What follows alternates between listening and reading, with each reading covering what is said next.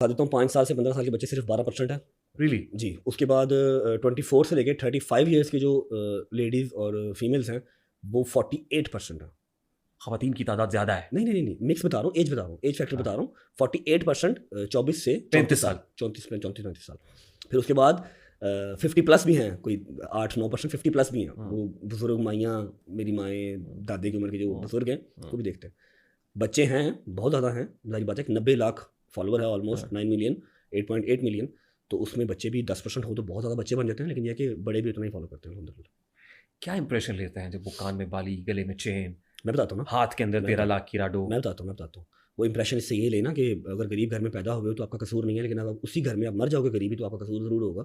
ठीक है, हलाल रिज़्क ऐन इबादत है और हर बंदे का, हर बच्चे का राइट है।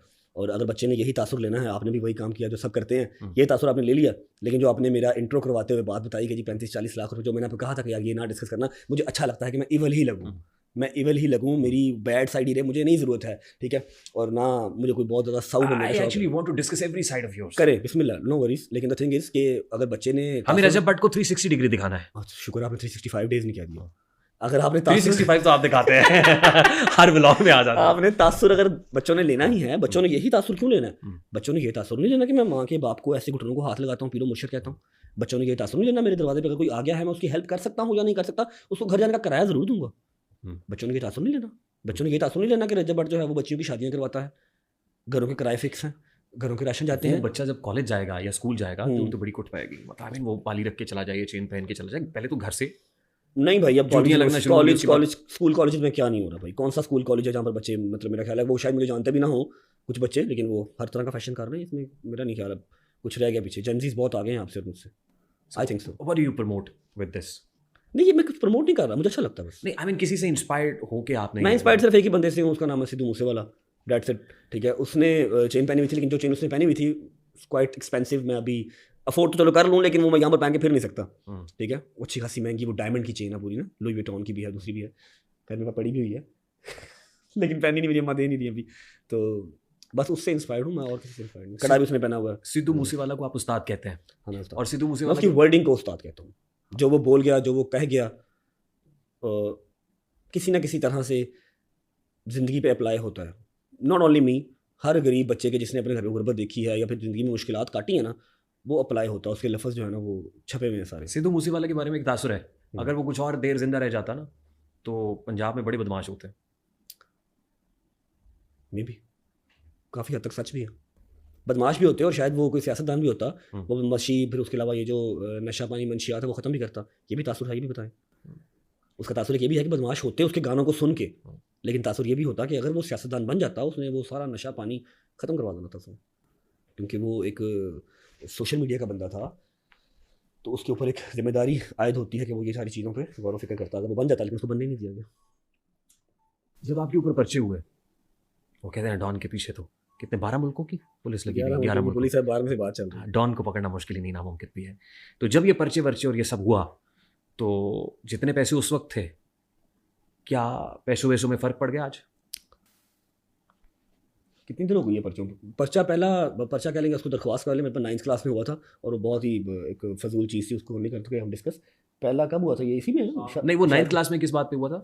वो लड़ाई हो गई थी, मेरी क्लास फेलोज़ की सर से लड़ाई हो गई थी। फिर वहाँ पर भी यारी दोस्ती नहीं भाई, हम सर से लड़ पड़े, जो मैंने पहले बताया बहुत फजूल चीज़ है।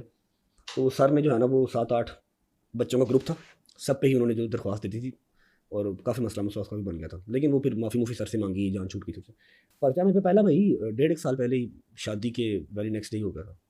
वो शेर का बच्चा रखने पे, वो जो गिफ्ट मिला, फिर उसके बाद राइफल थी, गैर कानूनी असला, एक राइफल थी, वो भी बड़ी आपकी रील चली थी कि शेख रशीद की ज़मानत हुई थी, रजब भट्ट की ज़मानत हो गई, बड़ी चली थी। मलिक ज़मान नसीब साहब के साथ, मेरे भाई हैं बड़े, अल्लाह पाक ज़िंदगी दे उनको, उम्रा करने गए हैं। हाँ, वो पहला पर्चा, पहला। और वो बात दुरुस्त थी उस वक्त? नहीं भाई, कि गैर कानूनी असलाह रखा और फौरी तौर पे मैंने कहाँ रखा? कल रात को गिफ्ट मिला, कल रात को वलीमा हुआ, और अगले दिन संडे था। ठीक है, और अगले दिन ही मेरे घर पे रेड हो गई, 20 बंदे पुलिस मेरे वाइल्ड लाइफ के और मुतलका थाने के मेरे घर आ गए।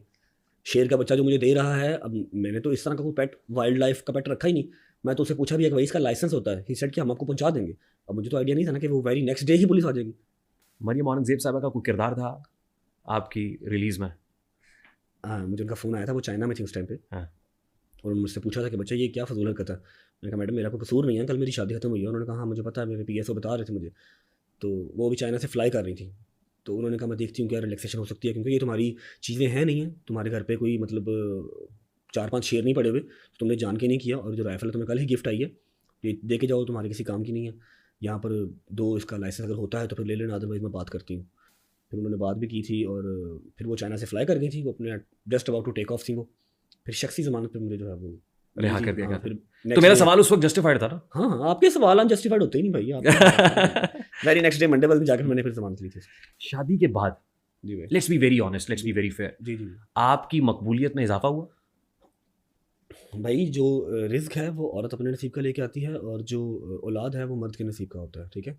मेरी मकबूलियत अल्हम्दुलिल्लाह पहले भी थी। हाँ, शादी मेरी बहुत ज़्यादा वायरल हुई थी, बहुत ज़्यादा वायरल हुई थी। मैं नहीं कहता कि पाकिस्तान की 2024 की सबसे बड़ी शादी थी, मैं ये नहीं और कहता। शादी की बड़ी कंट्रोवर्सीज थी, वो मैं शेर कह का रहा हूँ, बच्चा क्या, राइफल क्या, वो तो पैसे शादी खत्म फेंकना होने क्या, के बाद भी था ना, बहुत बहुत कुछ ठीक था। है। वो मैं ये नहीं कहता कि पाकिस्तान की सबसे बड़ी शादी थी, लेकिन काफ़ी अच्छी थी। मैंने अपनी औकात से बढ़ के उस शादी में किया था, ठीक है, क्योंकि मेरी माँ का, मेरे बाप का एक ही बेटा था, शुक्र अल्लाह अल्हम्दुलिल्लाह। उनकी ख्वाहिश थी कि शादी हमने धूमधाम से करनी है, तो मैंने उनकी सारी रीजें उतारी, और मेरे यारों दोस्तों ने मेरे पैरों पे पैर रखा, हर चीज़ हुई अल्हम्दुलिल्लाह। तो वो शादी, अब आप उसको ऐसे जस्टिफाई नहीं कर सकते कि जी उससे पहले कितनी देर, 1.5 साल हो गए थे व्लॉग करते हुए, 1.5-2 साल उससे पहले हो गए थे व्लॉग करते हुए।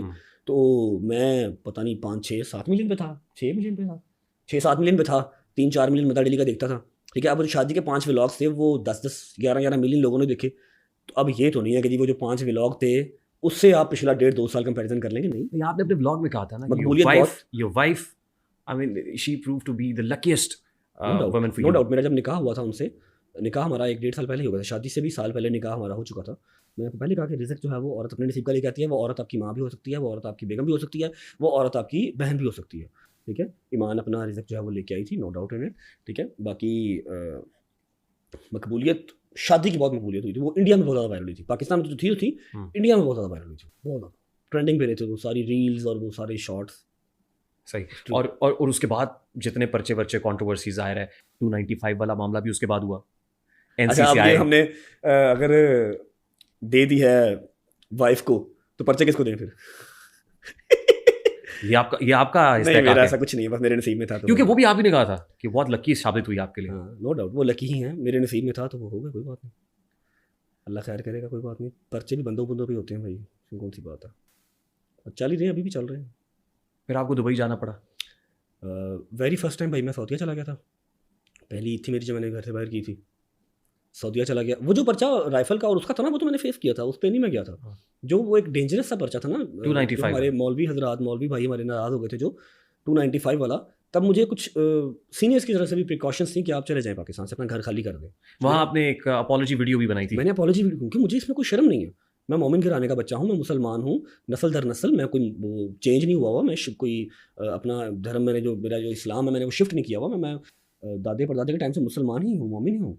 तो मुझे उसमें कोई शर्म नहीं है अगर मैं जाके, हाँ एक दुख ज़रूर हुआ कि यार मैं मोमिन घराने का बच्चा होकर मुझे प्रूव करना पड़ा कि यार मैं मुसलमान हूँ, क्या कर रहे हो। मैं खाना काबा के सामने खड़े होकर माफ़ी मांगी, कुरान पे हाथ रख के माफ़ी मांगी, व्लॉग में माफ़ी मांगी कि ऐसे नहीं करो, ठीक है। तो वो एक सेंसिटिव टॉपिक था जिसकी वजह से मुझे निकलना पड़ा। मैं सऊदीया गया था, सऊदीया से फिर मैं दुबई चला गया था, दुबई से कतर आ गया था। और सऊदी अरब में होते हुए भी एक और कंट्रोवर्सी बन गई थी, आप लोगों की कुछ वीडियोस नहीं थी वो नहीं, वो तो मैं दूसरी तीसरी दफ़ा उम्रा करने गया था अम्मा लोगों के साथ, जिसपे आप व्हील चेयर हाँ। पे बैठे हुए हैं। नहीं, व्हील चेयर पे बैठ के तवाफ हो रहा है, दोस्तों के साथ थे आप सब? वो दूसरा था, वो दूसरा था, उससे की पहले, टाइप हाँ का। पहले में नहीं था वो। इसमें बताया बता रहा क्या, इसमें क्या कंट्रोवर्सी बनती है, इंसान थक भी सकता है भाई, ठीक है। अब वहाँ पर उन्होंने रखी हुई है व्हील चेयर्स, अच्छा खासा बॉडी बिल्डर भाई ठीक है बॉडी बिल्डर, एक अगर चक्कर आपने पाँव पे लगा- चल के तवाफ क्यों नहीं कर रहे, व्हील चेयर नहीं पे किया तवाफ है क्यों कर रहे हैं? भाई। अच्छा मैं आपको बताता हूँ, तो आप नीचे करके आए हैं, और दूसरा तीसरा उम्रा था वो हमारे गया, वो पहला उम्रा नहीं था, दूसरा तीसरा उम्रा था। उसके बाद ऊपर अब वो व्हील चेयर उन्होंने रखी है, आपकी सहूलत की रखी है, एक आध चक्कर आपने लगा लिया तो उसमें कंट्रोवर्सी बात तो कोई नहीं है ना। हाँ मैं मानता हूँ कि जवान जाना है, हमें नहीं बैठना चाहिए, लेकिन अगर थक गया बंदा को, उसने सांस ले लिया तो वो उसके ऊपर भी बन गई, लेकिन वो कंट्रोवर्सी नहीं बनी थी, ऐसे ही लोगों ने बुरा भला कहा था बस। आपको लगता है वो पर्चा जस्टिफाइड था? कौन सा वाला?